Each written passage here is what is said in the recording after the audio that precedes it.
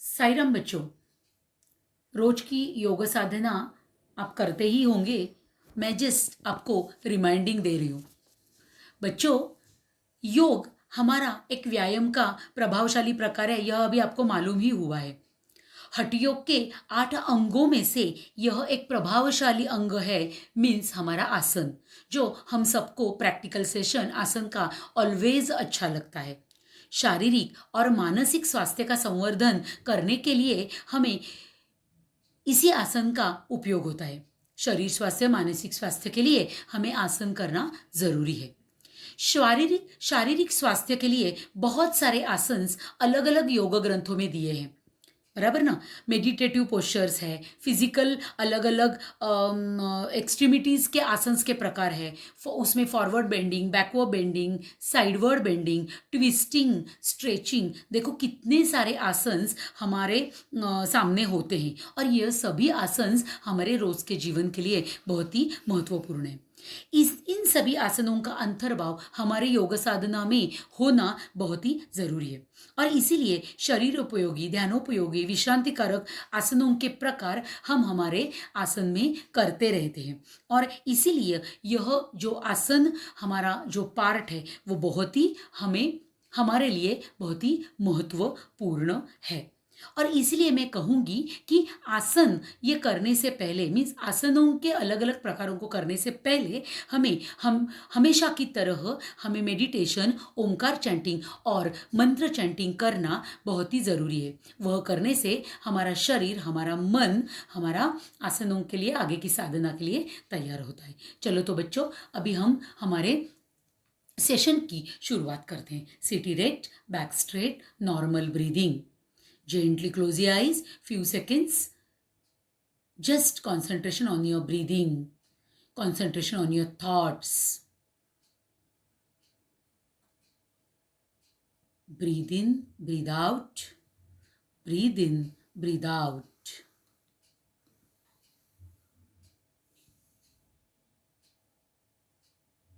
अभी हमें मीडियम स्वर में ओमकार चैंटिंग हमें करना है। अभी हम रोज करते हैं, इसलिए हमें अभी आदत हो चुकी है।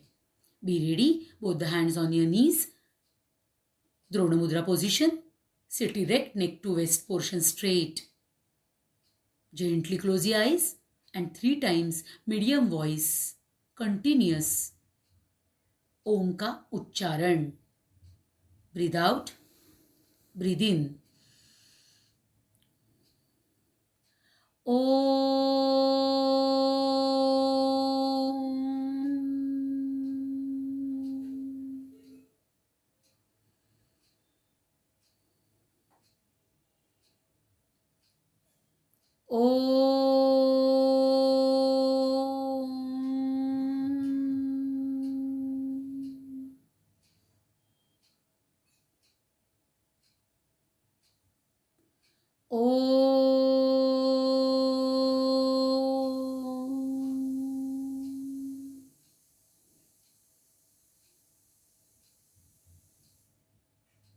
Mantra chanting.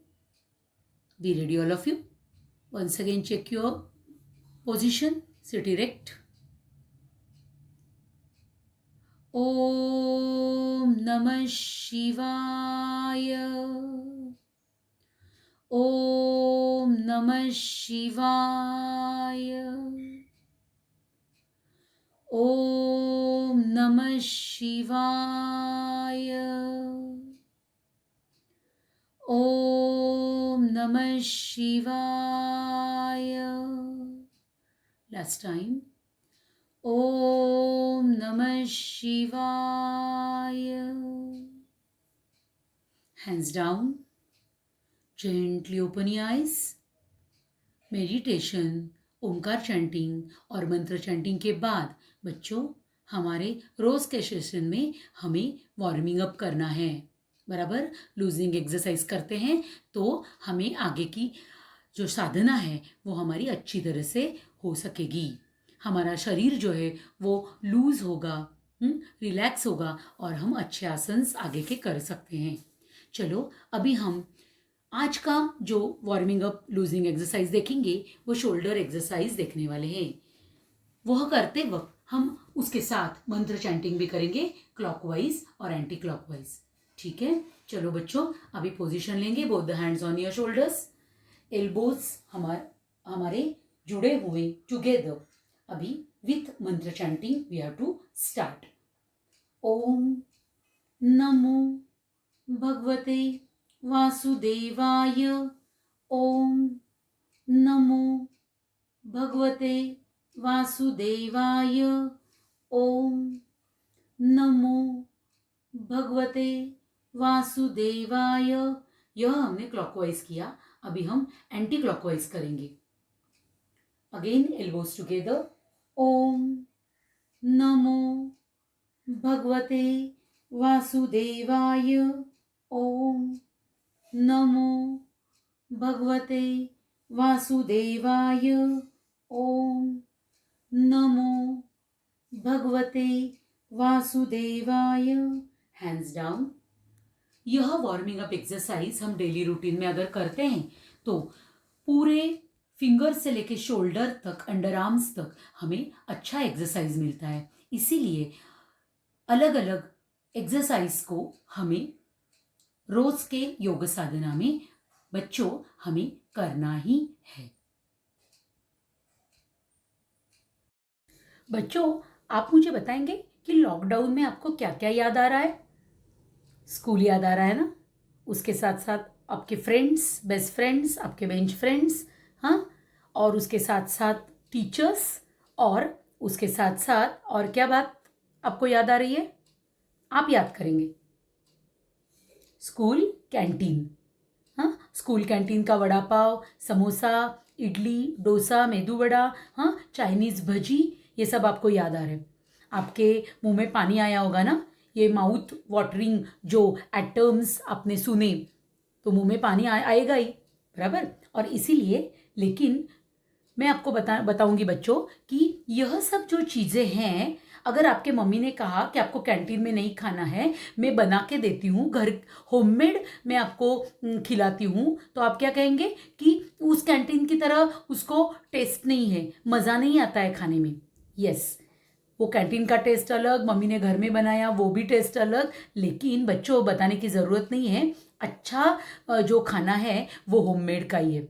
अगर रोज़ रोज़ कैंटीन का आप वड़ा पाव खाने लगे तो क्या होगा, आपके शरीर के ऊपर उसका बुरा असर पड़ेगा, इम्पैक्ट कुछ अलग होगा। हाँ, और उसके साथ साथ आपको क्या हो जाएगा, कॉन्स्टिपेशन आपको होगा, एसिडिटी आपको होगी, ओबेसिटी मीन्स जो मोटापा है वो बढ़ता जाएगा। हाँ, और साथ ही साथ ये इन सब बीमारियों के वजह से क्या होगा, आपका कॉन्फिडेंस है वो कम होता जाएगा। Lack of confidence, lack of concentration, ये दोनों जो बातें हैं वो आप महसूस करने लगेंगे। मैं नहीं कहूँगी कि कैंटीन का खाना नहीं चाहिए, लेकिन कभी कभार आप खा सकते हो, लेकिन होममेड फूड जो है अगर हम खाते हैं तो फिर हमारी हेल्थ जो है वो अच्छी रहेगी। अगर हमें, मैंने कहा कि जैसे कि ओबेसिटी, उसके साथ साथ एसिडिटी, यह कॉन्स्टिपेशन, ये अगर आपको प्रॉब्लम्स होने लगे तो फिर आप क्या करोगे? आप कहोगे क्या मिस, आप मुझे क्या पूछ रहे हो, आप हमें क्या पूछ रहे हो? हम तो डॉक्टर के पास जाएंगे। मोटापा बढ़ रहा है तो हम जिम जाएंगे, योगा क्लासेस हम लगाएंगे, बराबर है ना। फिजिकल मेंटल हेल्थ के लिए हमें फिर योगा का, जिम का, डॉक्टर का, सबका सहारा हमें लेना पड़ेगा। और अगर हमें इन डॉक्टर के पास जाना अगर हमें नहीं चाहिए तो हम क्या करेंगे, हम जिम अच्छे हेल्थ के लिए करेंगे, योगा फिजिकल मेंटल हेल्थ के लिए एक्सरसाइज योगा का भी हम करेंगे, आसन्स करेंगे, प्राणायाम करेंगे, तो हमारी हेल्थ जो है वो अच्छी हो सकती है, बराबर ना। लेकिन बच्चों वड़ा पाव खाना नहीं खाना, घर का खाना नहीं खाना, यह बात सोचने से पहले मैं आपको कहूँगी कि अगर आपको आपकी लाइफस्टाइल हेल्दी चाहिए तो आपको क्या करना चाहिए। आप बताएंगे मुझे कि हेल्दी लाइफस्टाइल के लिए क्या चाहिए आपको करना? करेक्ट, आपको आपका डाइट अच्छा रखना चाहिए।